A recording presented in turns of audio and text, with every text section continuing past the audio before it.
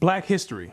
According to the public school system, Negroes were brought to America in 1619, forced to work as slaves on plantations, until one day this great white man named Abraham Lincoln came along and felt bad for the slaves and signed the Emancipation Proclamation in 1863, which freed the slaves.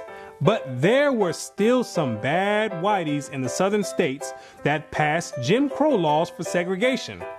Afterwards, there came more whites that felt bad and then gave blacks civil rights in the 1960s, then allowed a black man to have the presidential office named Barack Obama. Now blacks are finally equal to whites. We can all get along. The end. Now, moving right along to our English lecture for the day. I don't think so.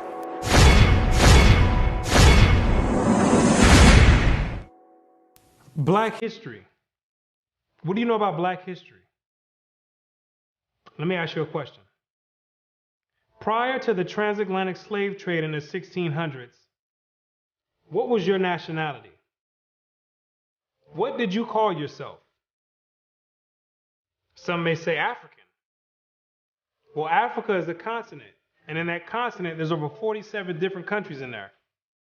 Which one do you come from? What language did you speak prior to the 1600s? Was it English? There's over 1,500 dialects being spoken in the land of Africa. Pick one. What clothing did you wear? Was it high heels and stilettos? Skinny jeans and Vans? What food did you eat? Hamburgers and hot dogs? French fries and SpaghettiOs? What religion did you partake in? Who was your God? Was it Christianity and Cesare Borgia? Most of you have no idea about the answer to these questions. You have no recollection of any history prior to the transatlantic slave trade. Now, is that a coincidence or by random chance? I don't think so. Have you ever asked yourself, why is it that in the public school system that every time the subject of Black history is taught, it always begins in the 1600s and with slavery? Why is that? Doesn't that raise some antennas and spark inquiry? Why is it that the public school system is so committed to revolving Black history solely on the past 400 years? Why is that? Is it because there's a deficiency in historical data? Or maybe because there's no history at all prior to the 1600s. Maybe Black people just poofed out of thin air, sporadically, landed on slave ships, and they said, hey, we got a new species here, and start importing and exporting them all over the world. Maybe that's what happened. The question arises, what is the drawback on this history? Why does it keep being withheld? What's the big idea about it? Why is it being held hostage? That's the question. Why can't it be expounded on? 100 years prior to the 1600s? 300 years? 500 years? 1,000 years? Why is that information not being revealed? What's the big secret? What's the mysticism about it? What you're going to come to realize is that your identity is the biggest kept secret on the planet Earth. Oh, you thought that NASA and the space station and the secret missions being conducted by them, oh, you thought that was the biggest kept secret on Earth. No, this is bigger than that. You thought that the government and the CIA and the FBI hiding information about UFOs and Planet X and Nibiru and aliens, you thought that was the biggest information and biggest kept secret. No, this is bigger than that. The elite Confederate has spent billions of dollars and constructed an innumerable amount of psychological stratagem to ensure that you never received and acquired this information that's about to be put out. You're about to receive pertinent information from some of the most reputable biblical scholars, historians, and archaeologists. And they all know something that you don't know. And that's your identity. Ham, the youngest of Noah, born probably about 96 years before the flood, and one of 8 persons to live through the flood. He became the progenitor of the dark races, not the Negroes, but the Egyptians, Ethiopians, Libyans, and Canaanites. Wait, the churches and the pastors, which are set up by the government, all teach in unison a doctrine that all black people come from the seed of Ham. But once you open up scholastic sources, you'll find out that the biblical scholars say something totally different from what's taught in Orthodox Christianity. What do they mean by Ham is the father of the dark races but not the Negroes? The Negroes themselves are a dark race of people, so how can you say that Ham is the father of all these dark races and exclude the Negroes? What are the biblical scholars trying to convey?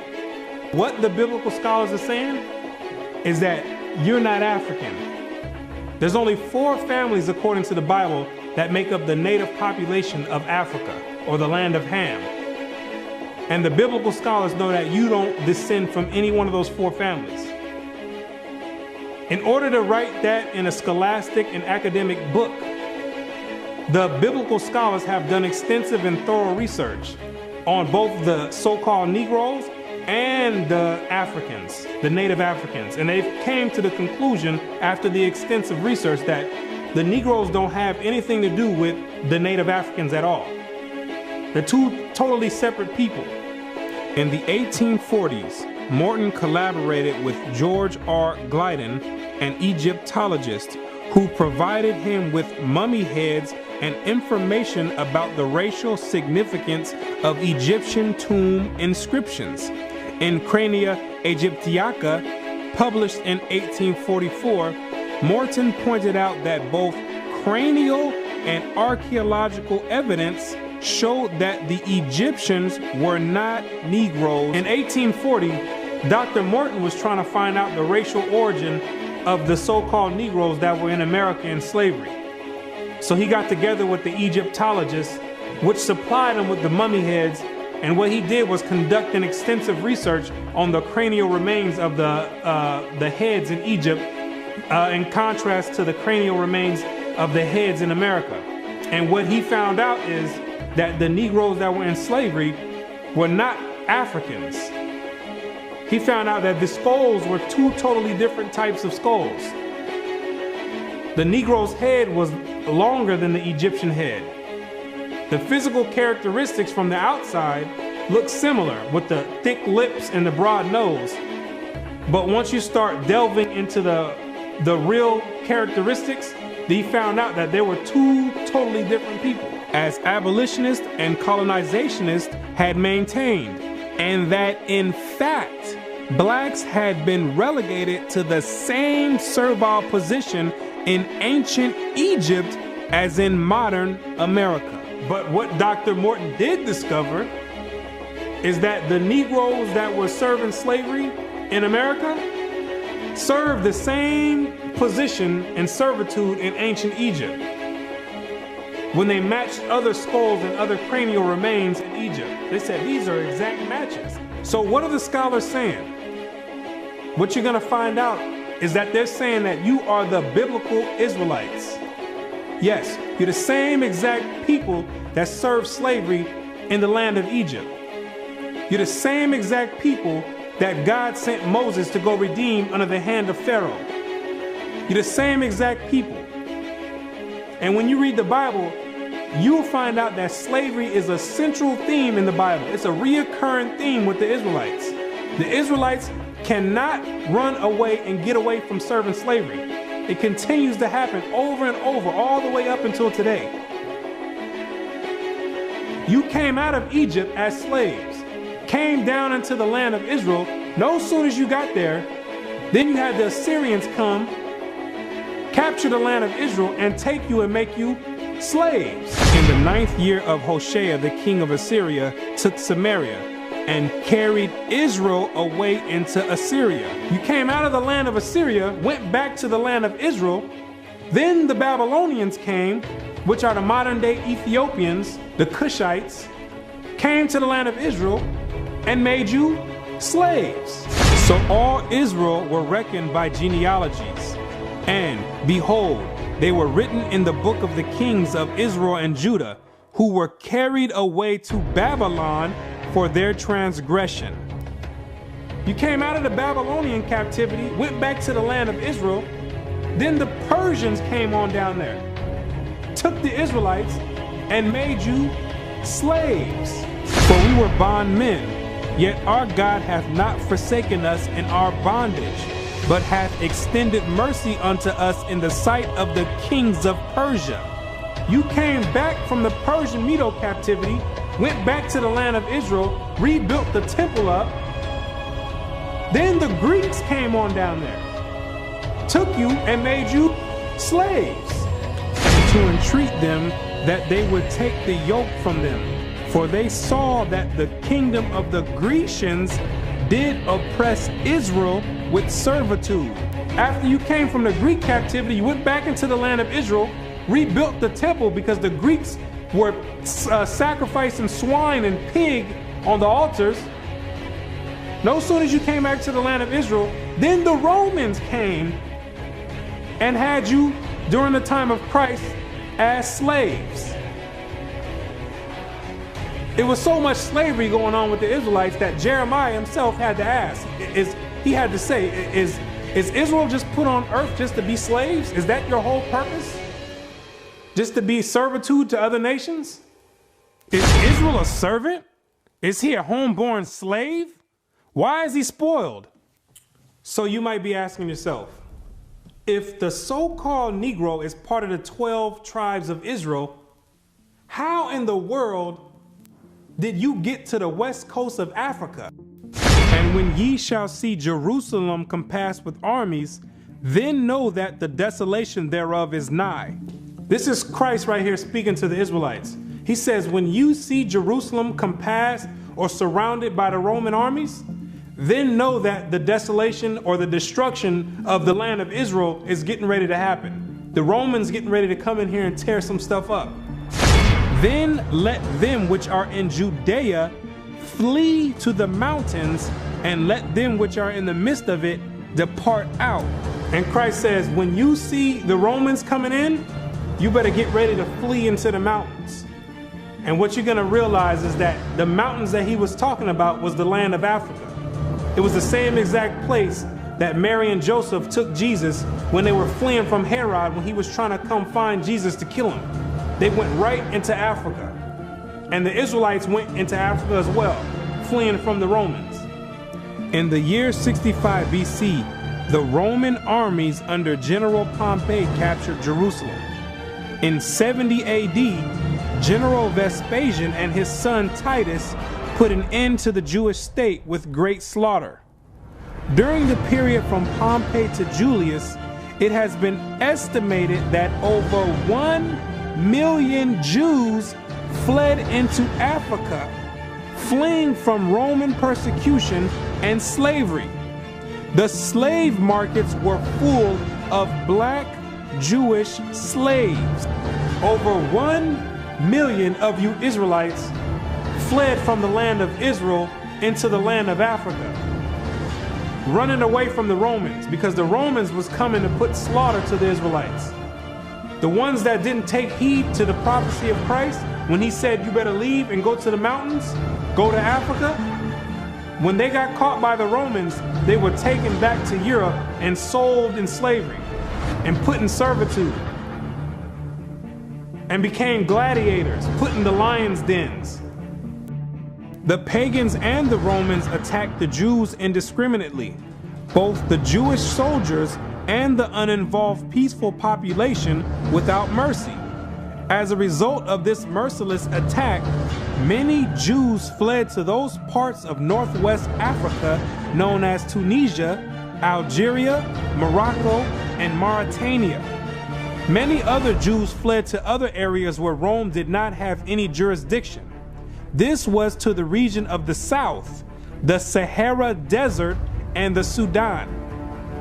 GhazarYa'oh says, such is the explanation of how the Sahara Desert first acquired Jewish tribes, toughened by a fighting tradition and possessed of physical characteristics, black, which it is said still makes them approximate very closely the original Jewish population of Palestine.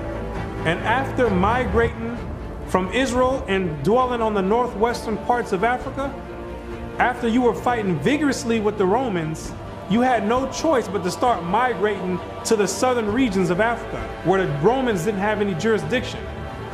Because the Romans were relentless and they were adamant about putting all Israelites to death. So in order to get any type of peace, the Israelites had to start migrating to the sub-Sahara parts of Africa. The scholars know this for a fact. The biblical scholars know this for a fact.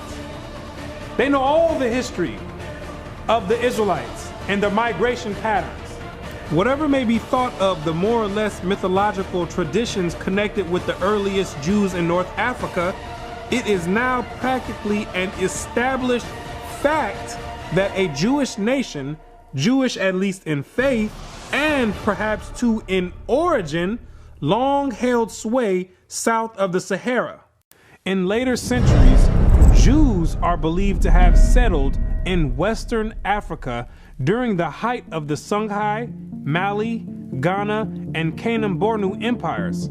According to accounts from explorers of the region, several powerful Jewish families of the Songhai Empire were of Jewish origin. Some accounts place West African Jewish communities in the Andu Forest of Dahomey, south of Timbuktu.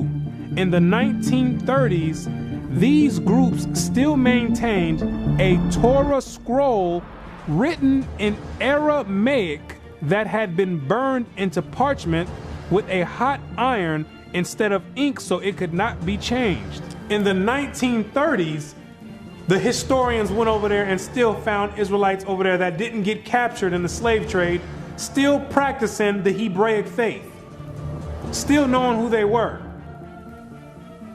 With a Torah, which is the first 5 books of Moses, written in Aramaic. That's the ancient language.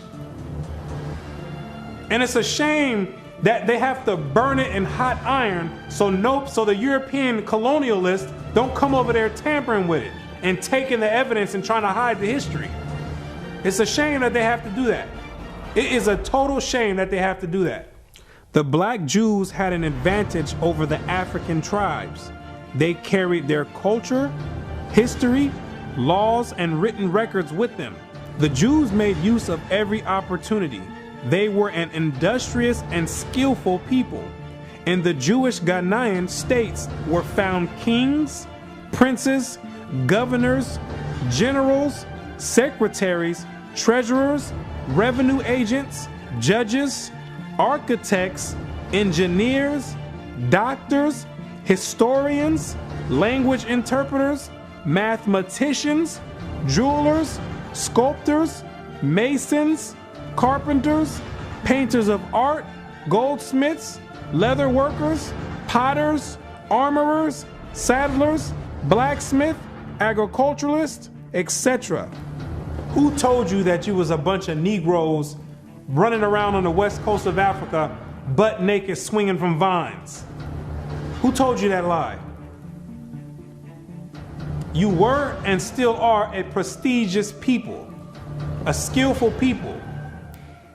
The decline of Jewish communities of the West African Maghreb most likely began with the influx of Arab invaders into North Africa starting in 640 CE and later into West Africa in the 1300s and 14 CE. So after you had established communities and empires on the west coast of Africa, after the 7th century, that's when Muhammad and his band of thugs came down there to the West Coast with the Quran in one hand and a sword in another one. And they were forcibly converting the Israelites into that nonsense Islam. Yeah, I said it, nonsense Islam, because that's not what we were dealing with. That's the Arabs' religion. That's not what we were dealing with. And that was the decline of the Hebraic community over there in the west coast of Africa. And that was the forefront in the beginning of the slave trade. Yea, and what have ye to do with me, O Tyre and Zidon, and all the coast of Palestine? Tyre, Zidon, and the coast of Palestine, those are all ancient Africans that God is referring to. Will ye render me a recompense? And if ye recompense me, swiftly and speedily will I return your recompense upon your own head. Because ye have taken my silver and my gold, and carried into your temples my goodly pleasant things. The children also of Judah and the children of Jerusalem have ye sold unto the Grecians. The Africans got together with the so-called Grecians or the Europeans, and they commenced in selling the Israelites that were dwelling on the west coast of Africa in slavery. There's your slave trade right there in the Bible. Both buyers, Europeans, and sellers, Africans, saw the people traded into captivity on the African coast as outsiders. Now, why did those Africans see you as outsiders? Because you were some people that migrated and encroached on their land. They knew you were not the same exact people. The customs that you had, the way you moved, they knew you were not the same people, so they had no problem commencing in a slave trade with the Europeans. Do you be crazy to believe that Africans were selling their own people? That makes no sense at all. When the Europeans put that in the textbooks, they're using technicalities, saying Africans sold other Africans. When they're using technicalities, what they mean to say is native Africans were selling Israelites that were living in Africa. It'd be no different if somebody wrote history 500 years from now and say there was a slave trade that happened here in America. Say black people got together and start selling white people to the Chinese. If somebody with the same mindset that the Europeans have wrote history 500 years from now, they would say Americans were selling other Americans to the Chinese. When it's two totally different nation of people living in America. You can't just say Americans sold other Americans. Two totally different people. It's the same exact scenario on the west coast of Africa. There are both oral and written explanations that trace the origin of the Igbo. And the most tantalizing is an association of the Igbo to the Hebrew race. This assumption is based on the fact that Igbo culture has many similar traditional customs like that of the Jews. Similar customs are observed in marriage negotiations, childbirth and circumcision, restitution, attitude to totem animals and taboos, as well as hospitality to others, especially to strangers, etc. The Igbo are therefore said to be the split and lost group or tribe of Israel that refused to wander further northeast with Moses, but preferred going down southward. The Igbo people have many Jewish traditions. Naomi Katz, the current Israeli ambassador in Nigeria, and others point to their possible ancient Israelite origins. See, the scholars, they've done their research on the Igbo tribe, extensive research. And they've compared the traditions of the Igbo tribe, and they've matched them up to the biblical traditions of the Israelites. And they said, whoa, these are strikingly similar. The only way that these people could be practicing the Hebraic faith this close is if they were the biblical Israelites themselves. So you may ask yourself, what is the significance of the Igbo tribe to the so-called Negro in the Americas? When you do the research, what you're going to find out is that the Igbo tribe is one of the main sought-out tribes that were captured and sold in the transatlantic slave trade and came right here to America. The British were the major buyers before they banned their own slave traffic in 1807. They were replaced by the Portuguese and the Spanish for as long as the traffic continued here. The majority of the captives were speakers of Igbo dialects. You can hear me clearly, Rabbi. Let us have your name once more. My name is Rabbi Yehuda ben Shomer. Okay. Well, is it okay if we just call you Yehuda? Yeah, that's fine. Today? Okay, yeah, that's great. fine. No problem at all. I'll go on even further to say this, that the slave trade is actually connected to Deuteronomy 28, because the majority of the slaves that were brought to the Caribbean islands and brought to the Americas were Igbo people, were people of Hebrew and Hebraic Israelite descent, if you will. And so if you read Deuteronomy chapter 28, it matches perfectly what happened to the Hebrew slaves, the black Hebrew slaves, during the slave trade. It just matches it perfectly. Back up now. I think we just rung a bell here. Hold up now. Okay. Hold up. Hold the presses. Okay. Hold up. I hope everyone is listening to this. This is you about to rock some boats now, Ben Yehuda there. Hold up now. Listen to what he's saying here.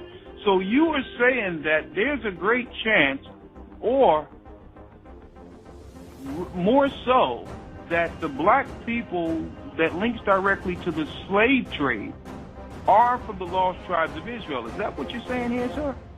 Yes, I am. Now, granted, I will qualify that I don't. Wait a second.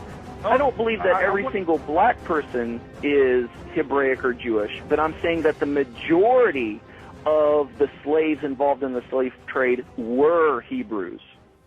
These people knew exactly who they were buying and selling, both the Africans and the Europeans. The Europeans, which are the Romans went after 70 AD, they went conquering, and they done hid themselves under different nationalities after they done conquered the native people that were in those lands in Europe. Hid themselves under the French, under the British, under the Portuguese. They're the same exact Romans. And all they're doing is continuing the agenda that was put in place in 70 AD. When they came down there looking for the Israelites. It's the same exact agenda. And carrying it forward to today. It's the same exact agenda. They knew exactly who they were aiming for. It's not by coincidence that all the history matches up perfectly with the Bible prophecies. It's not a coincidence. And then they push a doctrine on you in church talking about it doesn't matter. So then you never go and look for this information. Now you see exactly why they don't put none of this in black history, why they don't go prior to the 1600s. You start digging prior to the 1600s, and then you find out you come or descend from the Igbo tribe. You start doing your research. Well, let me find out a little bit more about this Igbo tribe. Then you find out that the Igbo tribe are known as fact descend from the 12 tribes of Israel. So then you say, hold on. Something's not right here. That's the exact reason why they don't go prior to the 1600s. You're not supposed to find out this information. They're supposed to keep renaming your nationalities every few years to cause confusion and to have you confused not knowing who you are. Each year, something else come out. First you called Negro, then you called color. Then 10 years later, they switch it to African American. It's all by design. Now you have to be asking yourself, if you are supposed to be the people of God, the chosen people of God, why is it that he continues to allow you to keep going into slavery after slavery after slavery? And why does he have you building up everybody's civilization off of the back of your slave labor. And it shall come to pass, when thou shalt show this people all these words, and they shall say unto thee, Wherefore hath the Lord pronounced all this great evil against us? Or what is our iniquity? Or what is our sin that we have committed against the Lord our God?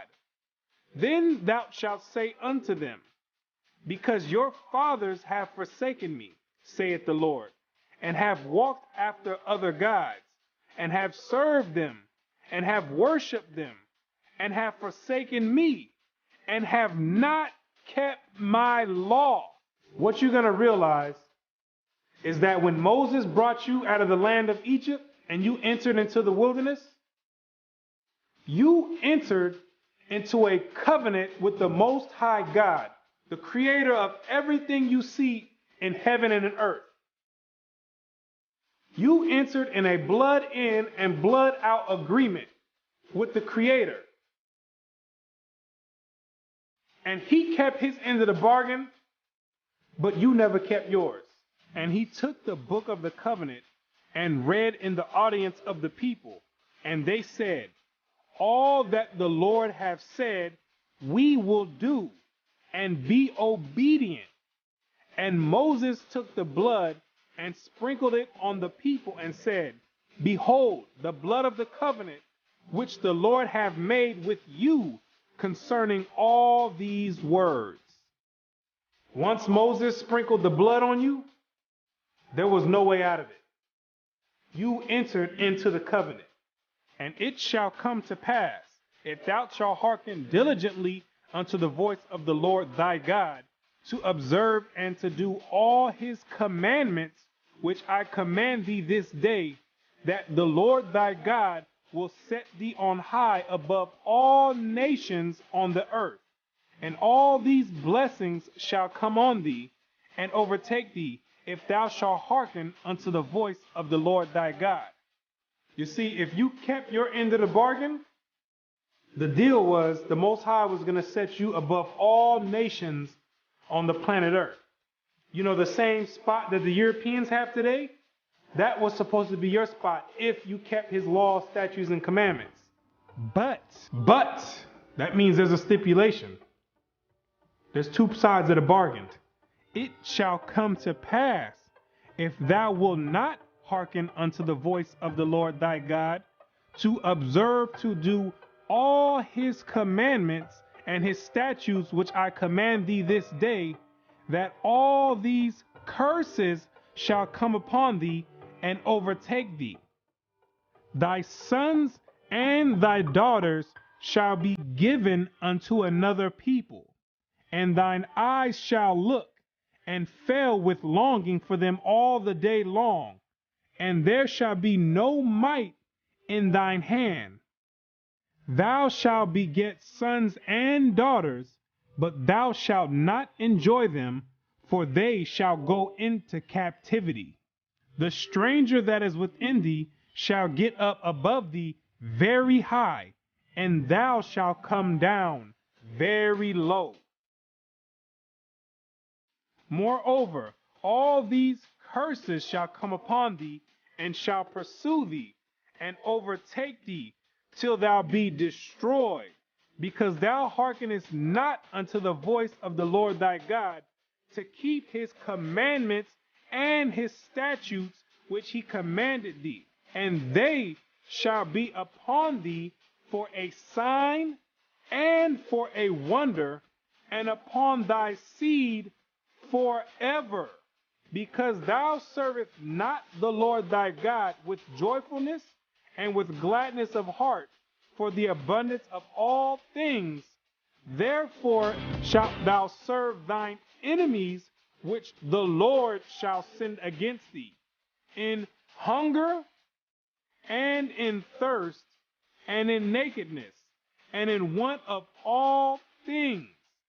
And he shall put a yoke of iron upon thy neck until he have destroyed thee.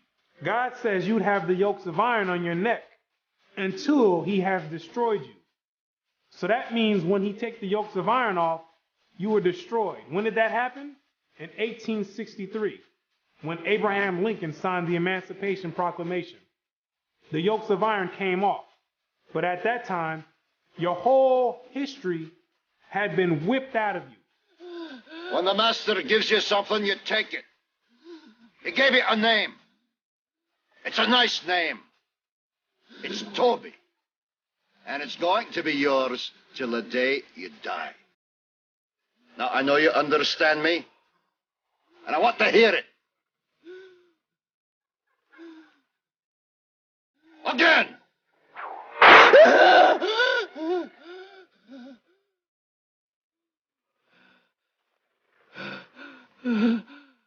I want to hear you say your name. Your name is Toby. What's your name? Kunta.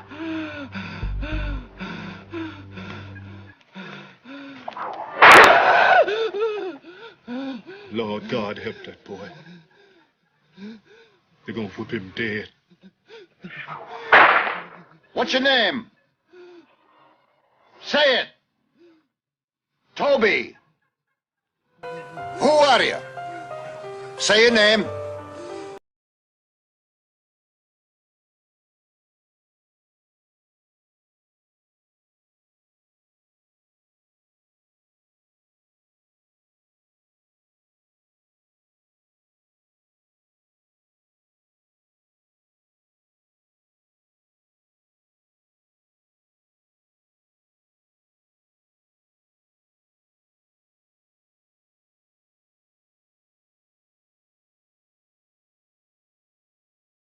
His bosom and toward the remnant of his children which he shall leave. You wonder why it's black on black crime?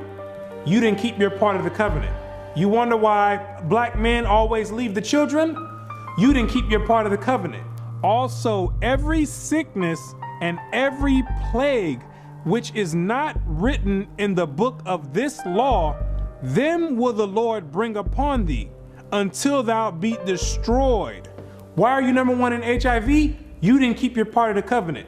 Why are you number one in hypertension and high blood pressure? You didn't keep your part of the covenant. Why are you number one in high cholesterol? You didn't keep your part of the covenant. Why are you number one in diabetes? You didn't keep your part of the covenant. Why are you number one in all negative effects across the board? You didn't keep your part of the covenant. And the Lord shall scatter thee among all people from one end of the earth even unto the other.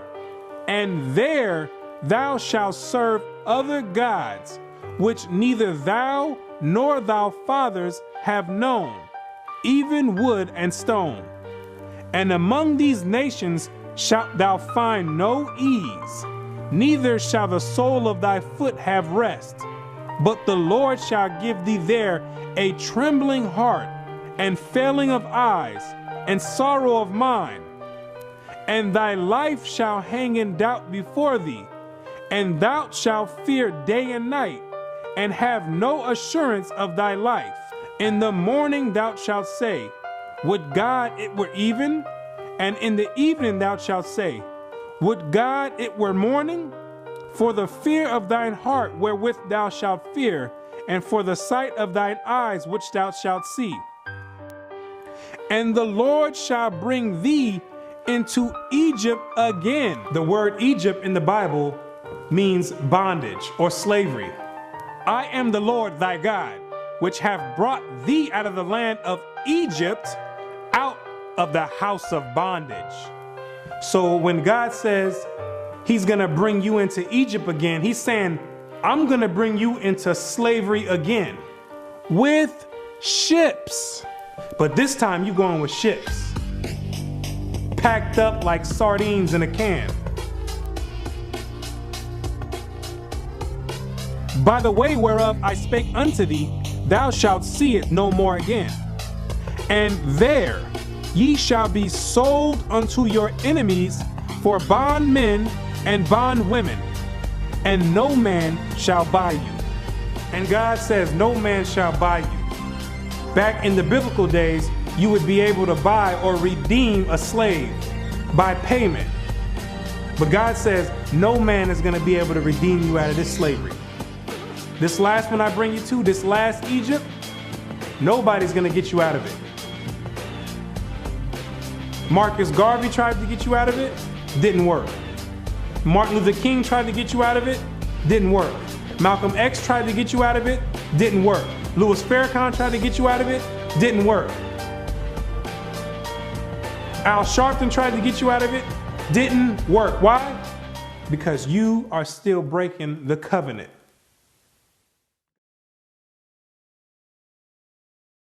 If you're the real Israelites, who are these people over there in the land of Israel claiming to be you? Those are Romans, Europeans. They got pushed up in the South Georgia, Russia, in the Caucasus Mountains, and hid themselves under the name of Khazars. Between the 8th and 9th century, the Khazarian Empire under King Bulan adopted the traditions of the Israelites and mixed it with paganism and called it Judaism. Yes, we know your history too.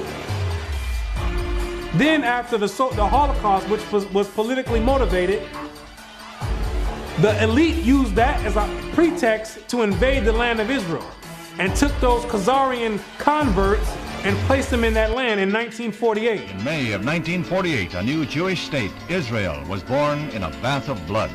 Jewish troops routed Arab forces from the city of Haifa in the first of a series of battles that were to reverberate through the years.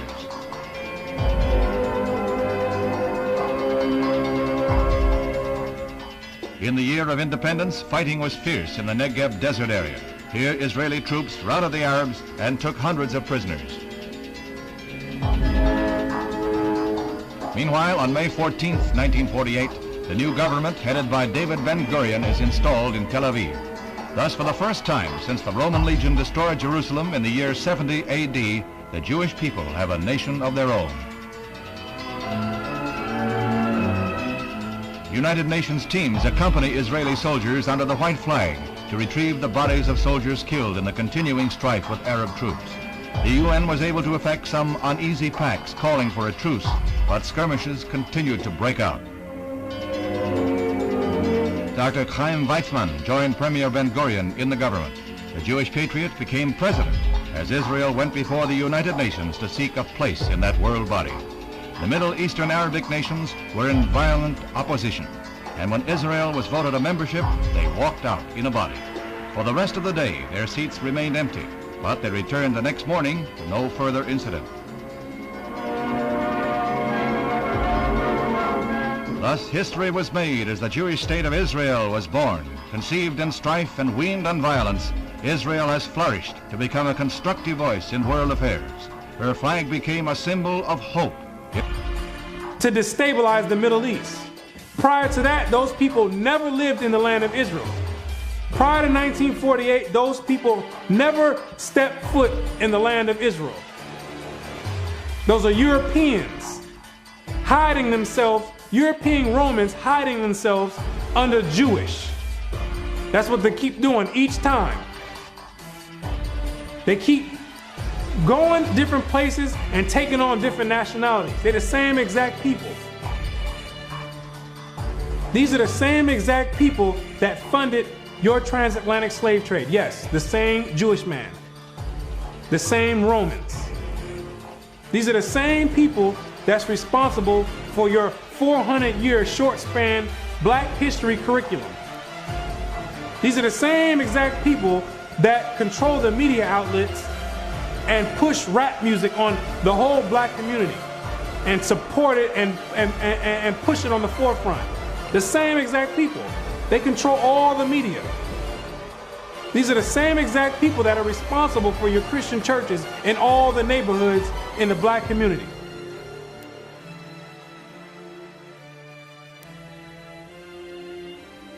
The Bible says when the real Jews get in the land of Israel, there will be no more war. Since those converts, Khazarian converts, went into the land, it's only been war. They don't fit the prophecies. They over there dealing with Satan. I know thy works and tribulation and poverty, but thou art rich. And I know the blasphemy of them which say they are Jews and are not, but are the synagogue of Satan, using the Babylonian Talmud as their authoritative source. These people are not the real Jews, and they have nothing to do with the Most High God and the biblical Israelites.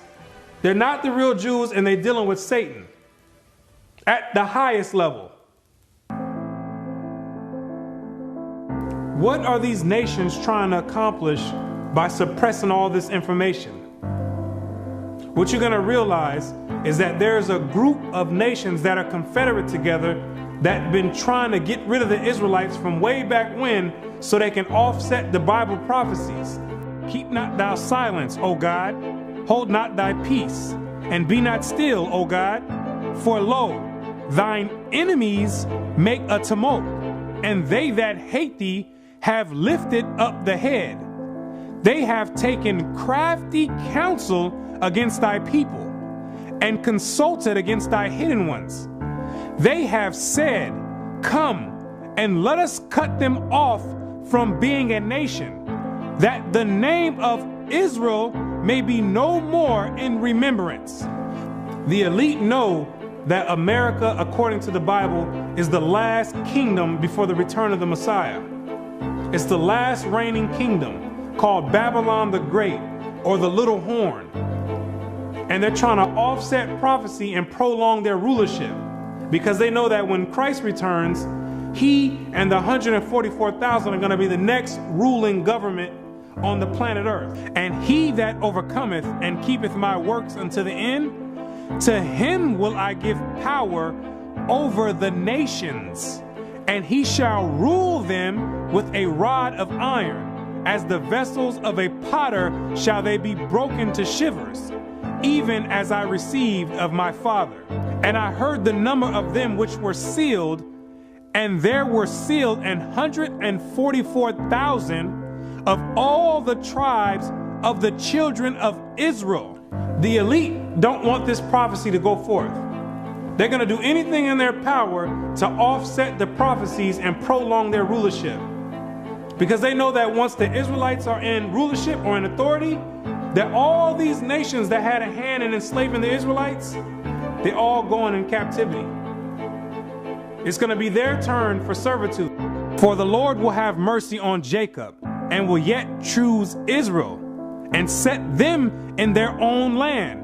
And the stranger shall be joined with them, and they shall cleave to the house of Jacob. And the people shall take them and bring them to their place. And the house of Israel shall possess them in the land of the Lord for servants and handmaids. And they shall take them captives, whose captives they were, and they shall rule over their oppressors. Therefore, all they that devour thee shall be devoured, and all thine adversaries, every one of them, shall go into captivity. And they that spoil thee shall be a spoil, and all that prey upon thee will I give for a prey. He that leadeth into captivity shall go into captivity. He that killeth with the sword must be killed with the sword. Here is the patience and the faith of the saints. The elite have got together with their top scholars in their think tanks, and they know these prophecies to a T. They didn't study this book back and forth. They understand all the breakdowns and prophecies. So in order to prevent these things, they have to suppress history and rewrite history and flood the media outlets with all types of futile material like rap music, Atlanta Housewives, and other reality TV nonsense to keep your mind occupied on entertainment and diverted from anything with any significance. And the success rate of that to black people is extremely high. The black man won't pick up a book if his life depended on it. A book is kryptonite to the black man. It's like spraying Raid on a roach. They say if you want to hide anything from a black man, you put it in a book. But despite these efforts of trying to offset prophecy, There's Israelites waking up all over the world by the thousands, coming up out of sleep and getting rid of these Gentile gods and coming back to the Most High God, the creator of heaven and earth, and keeping their end of the bargain. For the children of Israel shall abide many days without a king, and without a prince, and without a sacrifice, and without an image, and without an ephod, and without a teraphim. Afterward shall the children of Israel return and seek the Lord their God and David their king, and shall fear the Lord and his goodness in the latter days. The kingdom of heaven rulership, the governing body, is being set up right now in the midst of everyone, and nobody even knows it. While America is on an economic decline, God is raising up the ruling government of the kingdom of heaven. He says, even though the children of Israel are as the sand of the sea, only a small remnant are going to be saved from his wrath. Isaiah also crieth concerning Israel, though the number of the children of Israel be as the sand of the sea, a remnant shall be saved. Because the majority of you Israelites are going to be too caught up and bugged out of your mind and caught up in the world and caught up in Christianity to even give the Creator a thought and even to consider to go back and keep your part of the covenant. But God says He's not sending you in slavery no more. He says if you didn't learn this time from all the captivities you've been under, if you didn't learn from getting your backs whipped, if you didn't learn from being hanged, if you didn't learn from having your sons and daughters sold, he says, I'm not bringing you into captivity no more after America. This is the last captivity. He has another plan for you. You got another punishment coming. It's called the lake of fire. But the fearful and unbelieving and the abominable and murderers and whoremongers and sorcerers and idolaters and all liars shall have their part in the lake which burneth with fire and brimstone, which is the second death. And you're going to be there for a very long time. But to those that have an ear and come back and return to the Heavenly Father, He's going to make a new covenant with you.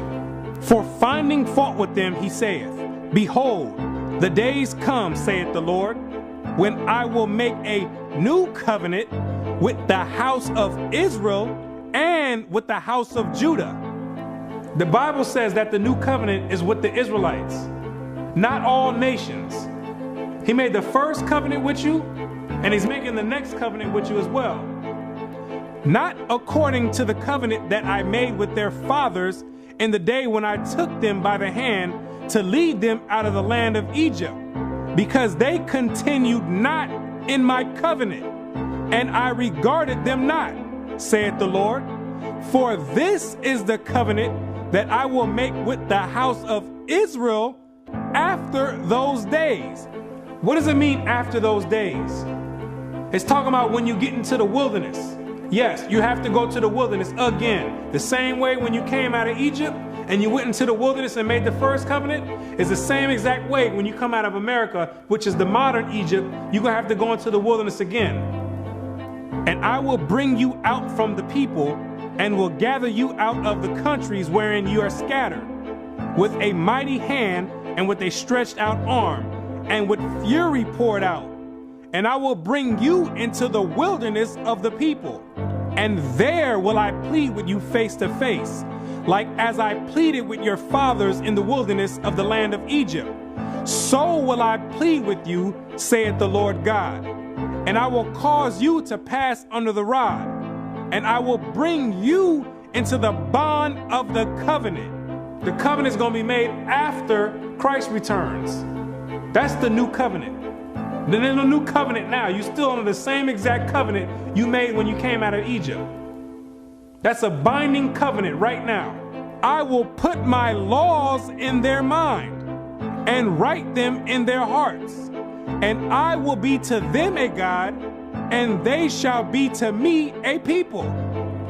And God says He's going to put His laws in your mind. Yes, those same laws that your Christian church teaches are done away with, those are the laws that are going to govern the kingdom of heaven. The same way America has their laws that govern America, the laws written in the Bible in the first 5 books of Moses, those are the laws that's going to govern the kingdom of heaven. Those are the same exact laws that you promised and made a pact with the Most High saying that you would keep, and you refuse to keep to this day. That this is a rebellious people, lying children, children that will not hear the law of the Lord, which say unto the seers, see not, and to the prophets, prophesy not unto us right things, speak unto us smooth things, prophesy deceits. Yet the number of the children of Israel shall be as the sand of the sea, which cannot be measured nor numbered. And it shall come to pass that in the place where it was said unto them, ye are not my people, there it shall be said unto them, ye are the sons of the living God. In these same exact places where you were scattered for a reproach and called by different names like African American, Negro, and colored people, and where you were told in church that you were a Gentile, in these same exact places, it's now being told to you that you're actually the children of Israel. Prophecy is being fulfilled right now. It's up to you now to make a choice. Either you're going to come back and keep your end of the bargain, or you're going to still stay out in the world. And if you stay out in the world, the only thing you can look forward to is weeping and gnashing of teeth. The Most High is extending out his hand one last time. It's either you're going to repent and come back, or you're going to die in your sins. You can hang on to whatever you want. You still want to worship the Gentiles' gods? You go for it. The Gentiles can teach that the law is done away with. They wasn't back there in the wilderness, and they wasn't back there with the blood sprinkled on them. They wasn't under a covenant. They weren't back there saying, we will obey. You did. The Most High never gave them no laws to keep, but he gave it to you. He showeth his word unto Jacob, his statutes and his judgments unto Israel. He have not dealt so with any nation. And as for his judgments, they have not known them. Praise ye the Lord. So there's no punishment for them not keeping the laws. But there's a great punishment for you not keeping it. So it's time to decide. Either you're going to be in or you're out. But now you know who you are.